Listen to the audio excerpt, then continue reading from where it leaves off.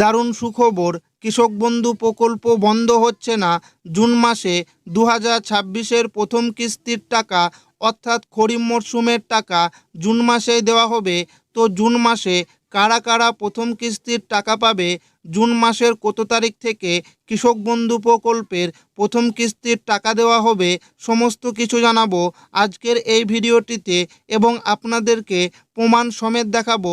তাই ভিডিওটি প্রথম থেকে শেষ পর্যন্ত দেখবেন এবং আপনি কোন জেলা থেকে দেখছেন অবশ্যই কমেন্টে লিখে জানাবেন। কৃষক বন্ধু প্রকল্প বন্ধ হচ্ছে না, জুন মাসে 2026-এর প্রথম কিস্তির টাকা। নতুন সরকার গঠনের পর থেকেই রাজ্যের কৃষকদের মধ্যে ব্যাপক আলোচনা শুরু হয়েছিল, কারণ তৃণমূল সরকারের সময় চালু হওয়া কৃষক বন্ধু প্রকল্প বহু কৃষকের কাছে অত্যন্ত জনপ্রিয় হয়ে উঠেছিল।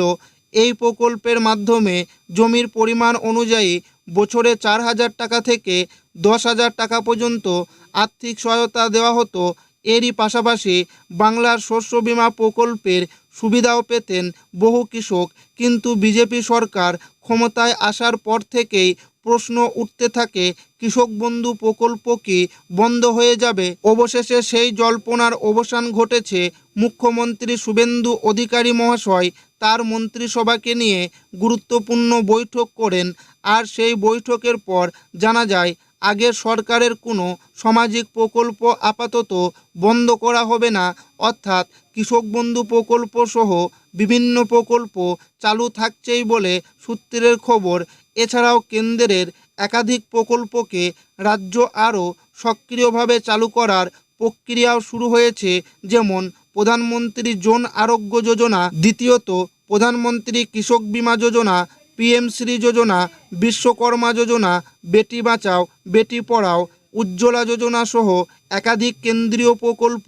তবে মুখ্যমন্ত্রী স্পষ্ট জানিয়ে দিয়েছেন, যেসব উপভোক্তা বর্তমানে আর জীবিত নন অথবা যাদের তথ্য ভুল রয়েছে তাদের অ্যাকাউন্টে আর টাকা পাঠানো হবে না।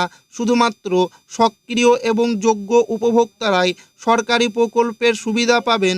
মুখ্যমন্ত্রী জানিয়েছেন, যাদের নাম ভোটার তালিকা বা এসআইআর তালিকা থেকে বাদ পড়েছে তারা সরাসরি প্রকল্পের সুবিধা নাও পেতে পারেন। এমনকি যারা এতদিন টাকা পেয়ে এসেছেন অথচ পরবর্তীতে অযোগ্য বলে প্রমাণিত হয়েছেন তাদের বিরুদ্ধে পদক্ষেপ নেওয়ার কথাও বলা হয়েছে। আর বড় ঘোষণা হলো, এবার নতুন নিয়মে ডিবিটির মাধ্যমে উপভোক্তাদের ব্যাংকে টাকা পাঠানো হবে।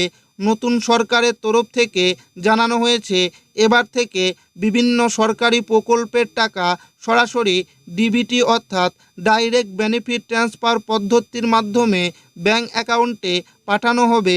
মুখ্যমন্ত্রীর ঘোষণা অনুযায়ী 1 জুন থেকে বিভিন্ন প্রকল্পের টাকা পাঠানোর প্রক্রিয়া শুরু হতে চলেছে। এছাড়াও মহিলাদের জন্য সরকারি বাসে বিনামূল্যে যাত্রার ব্যবস্থাও করা হবে। কৃষক বন্ধু প্রকল্পের নাম বদলাতে পারে। সরকারি সূত্র অনুযায়ী জানা যাচ্ছে, কিছু পুরনো প্রকল্পের নাম পরিবর্তন করা হতে পারে, অর্থাৎ কৃষক বন্ধু প্রকল্প নতুন নামে চালু হতে পারে বলেও জোর আলোচনা চলছে। এছাড়াও সরকারি ওয়েবসাইটে আপডেটের কাজ শুরু হয়েছে বলে জানা যাচ্ছে। গুরুত্বপূর্ণ বিষয় হলো, পুরনো কৃষক বন্ধু উপভোক্তাদের ডাটাবেস ব্যবহার করেই নতুন প্রকল্পের টাকা পাঠানো হতে পারে, অর্থাৎ যারা আগে টাকা পেতেন তাদের নতুন করে আবেদন করতে নাও হতে পারে, তবে নতুন কৃষকদের জন্য আবেদন করার সুযোগ রাখা হতে পারে। কৃষক বন্ধু নিয়ে এই মুহূর্তের যে আপডেট সামনে এসেছে সেখানে জানা যাচ্ছে, 2026 সালের প্রথম কিস্তি অর্থাৎ খরিফ মরশুমের টাকা আগামী জুন মাসের প্রথম সপ্তাহ থেকে কৃষকদের ব্যাংক অ্যাকাউন্টে ঢুকতে শুরু করতে চলেছে। তবে সব টাকা একদিনে দেওয়া হবে না। ডিবিটি অর্থাৎ ডাইরেক্ট বেনিফিট ট্রান্সফারের মাধ্যমে পর্যায়ক্রমিক টাকা পাঠানো হবে, অর্থাৎ জেলা ভিত্তিতে, ব্যাংকের ভিত্তিতে এবং আবেদন যাচাইয়ের ভিত্তিতে ধাপে ধাপে টাকা পাঠানো হবে।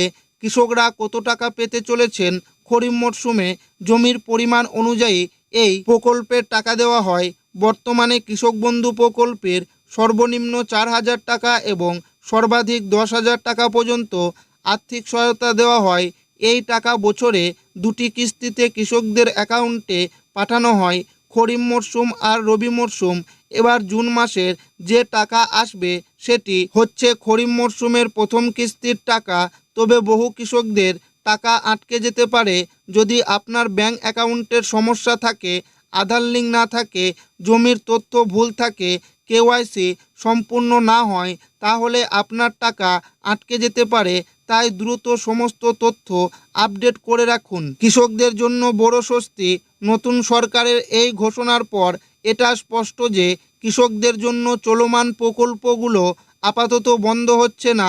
বিশেষ করে কৃষক বন্ধু প্রকল্প চালু থাকায় রাজ্যের কোটি কোটি কৃষক বড় স্বস্তি পেলেন। কারণ এই টাকা দিয়ে অনেক কৃষক বীজ কেনেন, চাষের খরচ চালান, পরিবার চালান এবং কৃষিকাজে বড় সহায়তা পান। বর্তমানে প্রধানমন্ত্রী কৃষক সম্মান নিধি যোজনার টাকার পরিমাণ বাড়ানো নিয়ে নতুন করে আলোচনা শুরু হয়েছে। বর্তমানে পিএম কিষাণ প্রকল্পে কৃষকেরা বছরে 6,000 টাকা পান। 3টি কিস্তিতে সরাসরি ব্যাংক অ্যাকাউন্টে পাঠানো হয়। কিন্তু বিধানসভা নির্বাচনের প্রচারে স্বরাষ্ট্রমন্ত্রী অমিত শাহ জানিয়েছিলেন, বাংলায় ডবল ইঞ্জিন সরকার গঠিত হলে কৃষকদের সহায়তা আরও বাড়ানো হতে পারে। এমনকি 6,000 টাকার বদলে 9,000 টাকা দেওয়ার সম্ভাবনা নিয়েও আলোচনা শুরু হয়েছে। যদিও এখনও পর্যন্ত এ বিষয়ে কোনো সরকারি বিজ্ঞপ্তি প্রকাশিত হয়নি। তবে মহারাষ্ট্র মডেল কি বাংলায় আসতে চলেছে? মহারাষ্ট্রে কেন্দ্র পিএম কিষাণের 6,000 টাকার পাশাপাশি রাজ্য সরকারের পক্ষ থেকেও অতিরিক্ত 6,000 টাকা দেওয়া হয়। ফলে সেখানে কৃষকেরা বছরে মোট 12,000 টাকা পান।